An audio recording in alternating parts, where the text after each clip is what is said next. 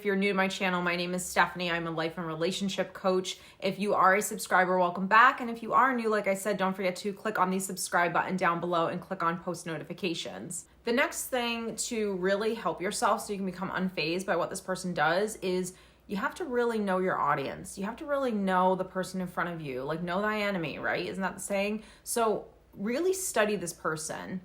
When you start to, because you're always going to see trends. You're always going to see things that they do, behaviors that they exude that are the same constantly. Now, the problem is you are unaware of all of this and you were very reactive in the past.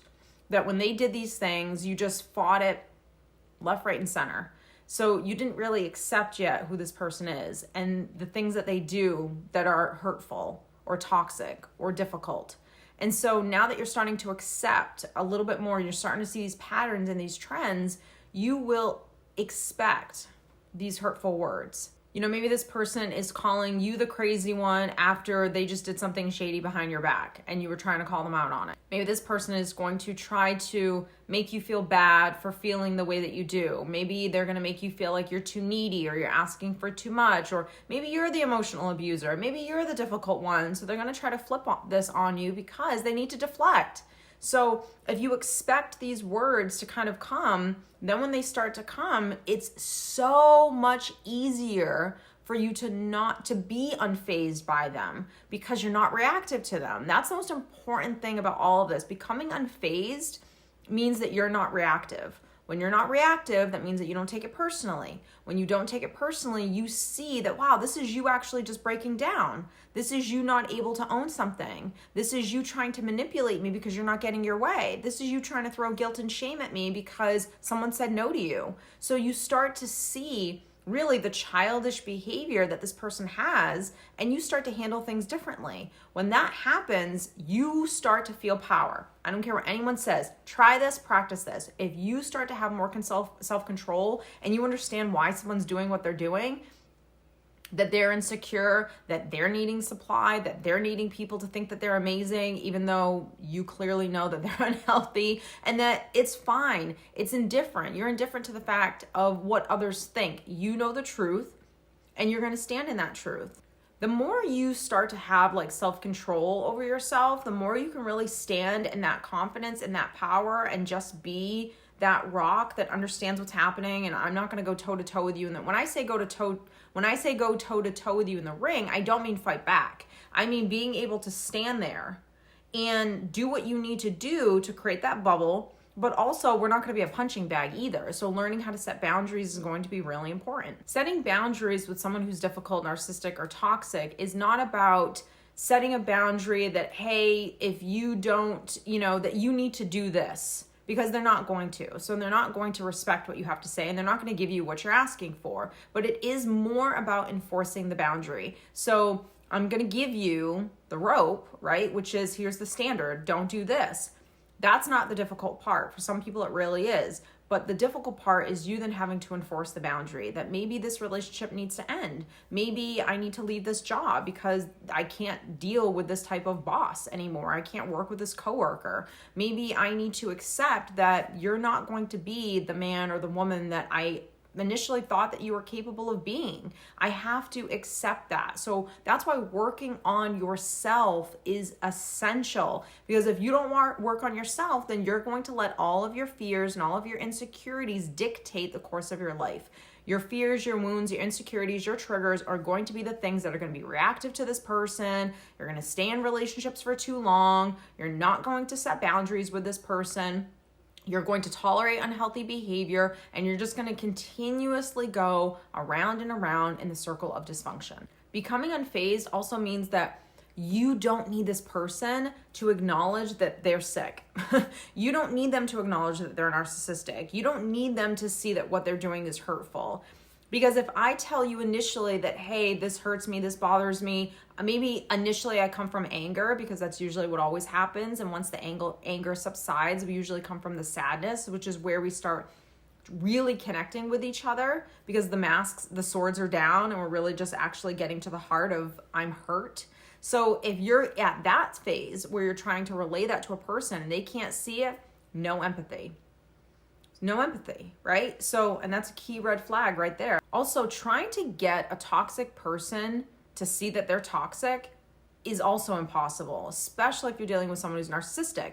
Now, if you're dealing with someone who's unhealthy and they have empathy, when you get through that anger, and I always tell people, it's normal to initially feel anger and disappointment and frustration, but try to let that go and come from the heart space. Because when you talk to someone from here, you're going to always get better results. And isn't that always what happens in arguments? We'll have, World War III will go down where two people are just going at it. And then days later, maybe after silent treatment or whatever, and the dust is kind of settled, then all of a sudden those two people come together. They have a discussion where they can actually relate to each other because they're coming from here. The swords are down, right? There's no anger right now, and we're just connecting. And usually that's when we can start sitting in a space for each other.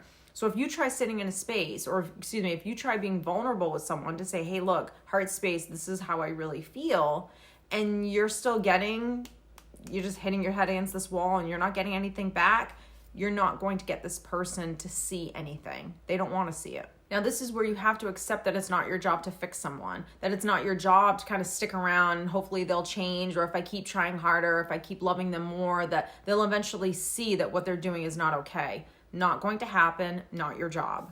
The last thing I want to talk about is kind of learning how to rise above the drama. So when you're in the ring and you're going toe to toe, this person's going to start being combative. This person's going to start saying certain things because they want to get that reaction from you, because typically what you did is you fed them.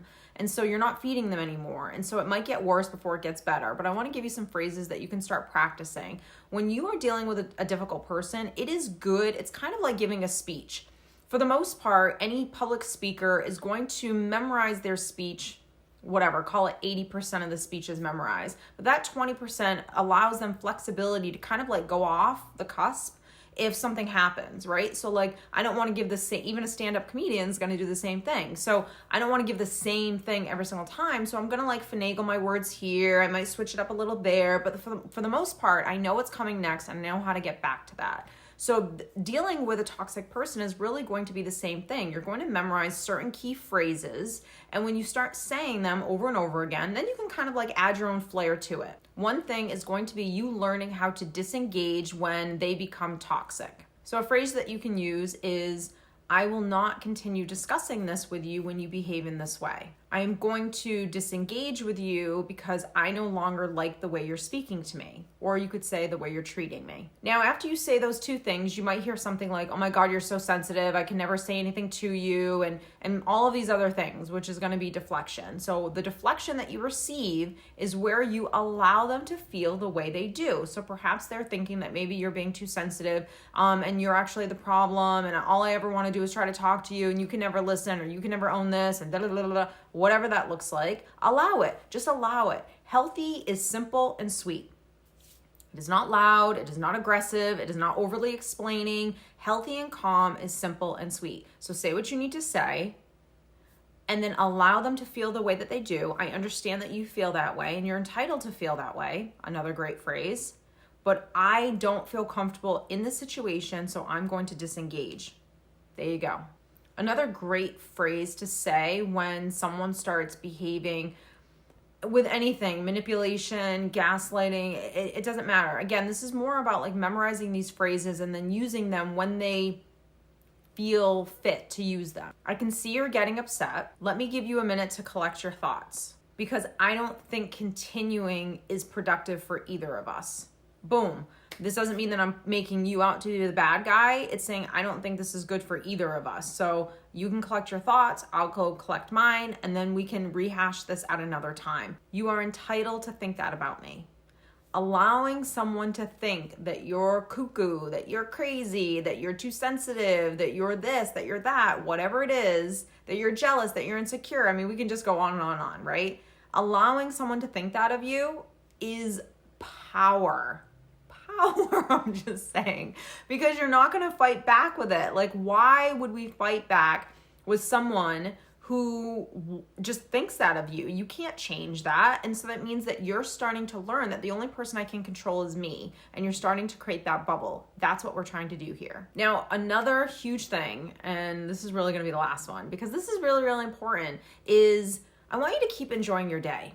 So here's the thing. When we go toe to toe with someone in the ring and it's exhausting leaving this match, right? Because maybe they just hurt you, maybe they said something and you did really, really well. Maybe you didn't do well. Maybe you did become reactive, right? So after all of that is said and done, being able to put that aside. Now, do what you need to do afterwards, right? Do I need to grieve? Do I need to mourn? Do I need to self-parent? Do I need to soothe myself? Like, what do I need to do after the fact to really take care of myself? We don't want to neglect that. But after that is all done, we have to learn the really important practice of putting that away now. That's on the shelf. It's not here and it's not present. Because if you're really watching this video, then that means that you're doing work on yourself. So if you're doing work on yourself, you understand that this is not easy. This is not easy stuff to learn mental health and self-development and practice this and watch the videos and become more mindful and really do this stuff day in and day out. So if you're doing all this work on yourself, do not allow someone who is not well, who is toxic, who isn't healthy, narcissistic, whatever, it doesn't matter, to completely ruin your day. So I need you to learn and practice how to put that aside and continue on with your day and have a great day. That speaks volumes in terms of that you're important, more important than that you're not going to give that any more energy because it's over there. And even if you're disappointed by the way that you handled something, giving yourself props by self-parenting and saying, you know what, I didn't handle that the best, but I'm going to do better next time, and letting that go and continuing about your day. And the more we allow people to have that kind of self-control, emotional control over our state, means that we're not unfazed, we're not indifferent, and that they're controlling us and that they win. So if you're really doing this work, learn how to put that aside and continue on with your day. So I hope you guys have enjoyed this video. If you did, don't forget to give it a big thumbs up. Don't forget to also subscribe. Check out all of my links to all of my information down below, and I'll see you next week.